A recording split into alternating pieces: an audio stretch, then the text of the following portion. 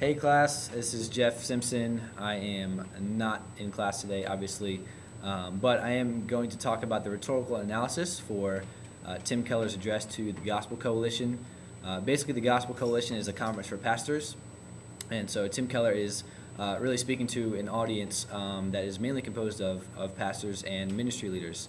And so Tim Keller's ethos, his credibility, comes from he's really a hero and a role model in the evangelical world. He's written over 8 books. He's the pastor of a large and influential and growing church in New York City. And so he has a lot of respect among pastors in the evangelical world. And so he starts off with a lot of credibility. And so what the main thing that Keller does rhetorically is he combines really the idea of social justice and the orthodox Christian doctrine of justification by faith. And so there are 2 main ideographs that he uses, justice and justification. And so we want to define justice as righting social wrongs, and we want to define justification as right standing before God. And so really those 2 things kind of represent 2 main camps of evangelicalism. There's one camp that really stresses the social justice part of the gospel, and then there's another part that really stresses the justification part of the gospel. So you have kind of liberals versus conservatives. Not that one doesn't talk about the other, but just a more emphasis, more really of a point of stress.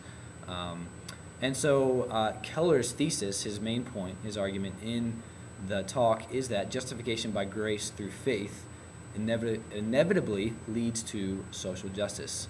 And so he really unites both sides by saying, if you've been justified by faith, then you're going to practice social justice. And so his evidence for his arguments come from the Bible, both the Old and the New Testament. And so he really kind of tracks the social justice themes throughout the Bible and basically argues, hey, the New Testament really is no different from the Old Testament when it comes to justice, that Jesus is really the fulfillment of the Old Testament when it comes to many other things, including justice.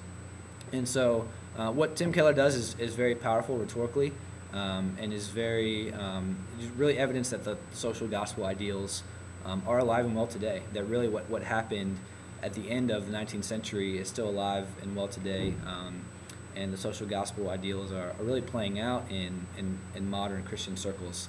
And so it's kind of evidence that really orthodox Christian doctrine is being used to support really liberal ideas like social justice. And so that is really the rhetorical analysis of Tim Keller's talk.